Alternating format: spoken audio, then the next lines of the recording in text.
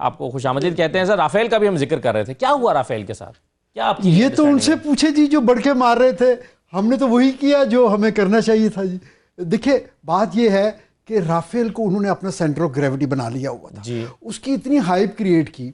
हम लोग इवन यहीं आपके स्टूडियो में बैठे हुए पहले बात हुई और दूसरे चैनल्स पे भी एक्सपर्ट्स ये कहते रहे कि देखिए, इक्विपमेंट ले लेना कोई बड़ी बात नहीं है। अगर आपकी अफोर्डेबिलिटी है आप ले लीजिए, लेकिन कम से कम अपने पायलट्स को मौका तो दें कि वो उसके ऊपर महारत हासिल करें और उसके बाद उस वेपन सिस्टम के ऊपर उसकी जो मैक्सिमम लिमिट्स हैं उसके ऊपर ऑपरेट करने का उनको तजर्बा हासिल हो। तो आप कह रहे हैं कि वेपन बहुत अच्छा है वो, लेकिन उस पर महारत ट्रेनिंग नहीं हो सकी पूरी। देखिए जी, वेपन तो जाहिर है इतना एक्सपेंसिव है। आप ये देखिए ना, ये जो तकरीबन $9 बिलियन का उन्होंने एक स्क्वाड्रन रेज किया, तो उन्होंने जो 3 कंफर्म किल्स उनकी जो हैं किल्स हैं उसके उन्होंने, आप ये देखिए तकरीबन एक जो है 0.75 बिलियन उन्होंने लूज कर दिया विद इन मिनट्स।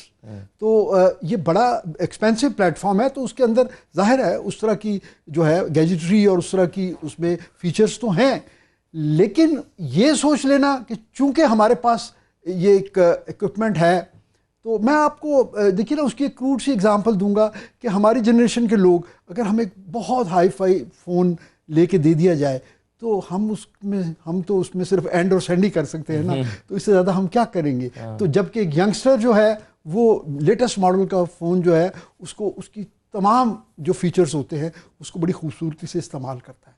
तो इस एग्जांपल से मैं आपके जो नॉन प्रोफेशनल ऑडियंस भी हूँ उनको मैं ये बावर कराना चाहता हूँ कि अल्हम्दुलिल्लाह हमारी फ़िज़ाइया जो है उसका सेंटर ऑफ ग्रेविटी सिर्फ इक्विपमेंट नहीं है। हाँ, ये बात आपने पहले भी कही जी, थी, मैंने पहले ट्रेनिंग पे बुनियादी तौर पर असल चीज़ ट्रेनिंग होती है और ये दुनिया भर में है। यही वजह है कि हम जब इंटरनेशनल एक्सरसाइजेस पे जाते हैं या हमारे पायलट्स जो हैं जब तरबियत के लिए कभी दूसरे मुल्क में नए वेपन सिस्टम पे जाएं, फॉर एग्जांपल जब हमारे F-16 के लिए पहले 6 पायलट्स गए तो अमेरिकन दे वर सरप्राइज्ड और उन्होंने उस वक्त हमारे चीफ को जो है उनको कॉम्प्लीमेंट पेश किया कि हमने इतने अच्छे पायलट्स जो है ना कभी देखे नहीं कि उन्होंने कम से कम वक्त में उन जहाज़ों पे महारत हासिल की। आज प्राइम मिनिस्टर ने अपनी स्पीच में कहा कि इंडिया से जहाज उड़े और हमने उनकी कम्युनिकेशन लॉक कर दी और उनको फिर श्रीनगर पर फौरन उतरना पड़ा। इससे क्या मुराद है कम्युनिकेशन लॉक करना? देखिए जी, हमारे पास सिर्फ जो एयर पावर में फाइटर प्लेन्स नहीं होते, क्योंकि ये एक पूरा पैकेज होता है जी जिसमें फोर्स मल्टीप्लायर्स होते हैं। मैं आपके लिए इसको सिंपल कर देता हूँ। अब ये देखिए कि सबसे पहले हमें देखने के लिए आंखें, सुनने के लिए कान चाहिए। तो ये जो काम है ना, ये हमारे EW जो प्लेटफॉर्म्स होते हैं वो करते हैं कि हम दूर रेंजेस पे, यानी हमारे पास ऐसी कैपेबिलिटी है कि हम कई 100 मील दूर भारत में ग्राउंड लेवल तक की हम सर्वेलेंस कर सकते हैं। फिर उसके बाद हमारे पास ऐसे प्लेटफॉर्म्स हैं जिससे हम उनकी कम्युनिकेशन को सुन भी सकते हैं और उसको जैम भी कर सकते हैं।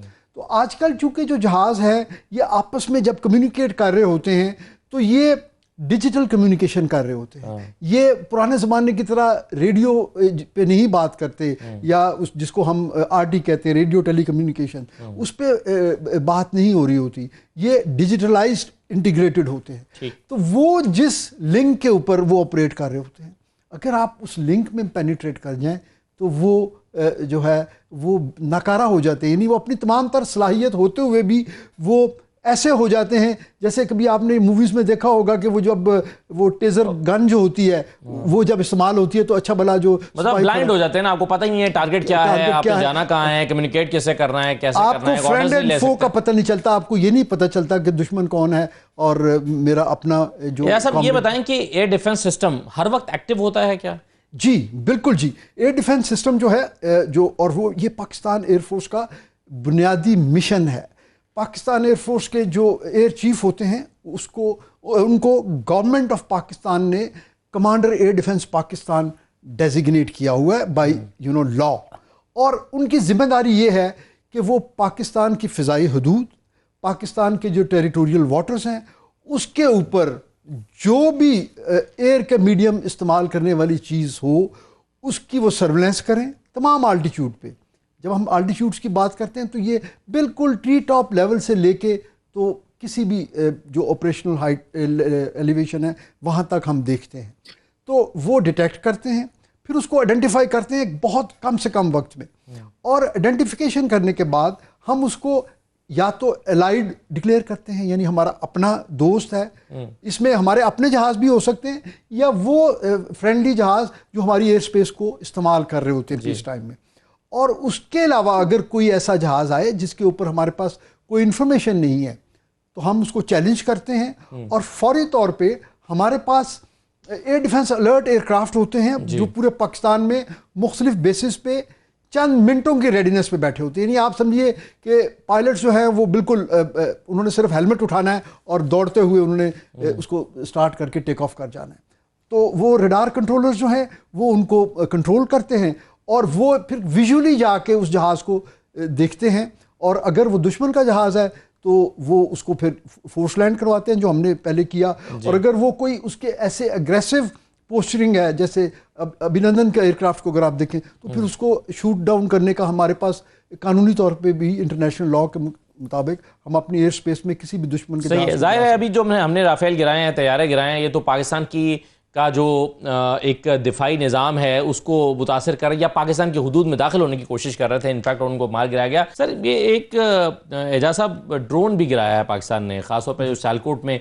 आज मैं देख रहा था कि हमारे वहाँ पर जो नुमाइंदे वो बता रहे थे कि इसका टारगेट एक प्राइमरी स्कूल था और बेसिक हेल्थ यूनिट था, लेकिन उसको खेतों में मार गिराया गया है। आप ये भी एमिनेशन कैरियर था, हमला करने के लिए आया था ड्रोन? जी, वो जो उसकी साख्त है और जो उसका नॉमेनक्लेचर बताया जा रहा है ये इसराइली साख्त का हेरोन है, तो वो तो जो है उसके अंदर पेलोड होता है जी, वो बिल्कुल एक कॉम्बैट प्लेटफॉर्म है। और मैं एक छोटा सा कमेंट देना चाहूँगा, जैसे एम्बेसडर जमील साहब फरमा रहे थे, आर्टिकल 51 जो है वो हमें बड़ा एक्सप्लिसिट, बड़ा क्लियर राइट देता है, राइट ऑफ सेल्फ डिफेंस, कि जो कुछ हुआ है ये उस आर्टिकल के अंदर बड़ा प्रॉपरली उसमें ये बयान किया गया है, और उसके मुताबिक पाकिस्तान को मुकम्मल राइट है कि पाकिस्तान जो है अपने सेल्फ डिफेंस के लिए उनको स्ट्राइक बैक कर सकता है। तो ये तो उसका जवाब हो गया। बाकी देखिए ड्रोन, टोटल 3 से 4 ड्रोन्स की बात हो रही है। एक गालबन जो है उसको यहाँ पे लैंड करवा लिया गया, उसका जो कम्युनिकेशन सिस्टम था, उसका जो डिजिटल जो कंट्रोल लिंक है उसको जैम करके उसको लैंड करवा लिया गया है, और बाकी की डिस्ट्रक्शन की है। तो ये तो टोटल सारी चीज़ें जो अभी तक हुई हैं ये सारी आती हैं जी एयर डिफेंस की इमीडिएट रिस्पांस की डोमेन में। अभी तक हमने कोई ऑफेंसिव नहीं किया, अभी तक हमने जो है वो अपना हक महफूज रखा है, और वो पॉलिटिकल लीडरशिप जैसे ही कोई ग्रीन सिग्नल दे, मेरा ख्याल है उसमें प्लान्स तो ऑलरेडी बने होते हैं और तैयारी भी होती है, प्रैक्टिस भी होती है, तो वो मिनटों की बात होगी जी इंशाल्लाह, जब हम उन टारगेट्स को प्रिसीजन के साथ, एक डिग्री ऑफ एश्योरेंस के साथ और मीडिया लाइमलाइट में इंशाल्लाह हम उसको करेंगे, ताकि फिर वो इनकार ना कर सके। बाद में वो बड़ी जल्दी मुकर जाते हैं जी वो, तो मेरा ख्याल है हम उनको मौका नहीं, सबूत भी फराहम करेंगे ताकि मुकर ना सके। बिल्कुल इंशाल्लाह, बिल्कुल सही है।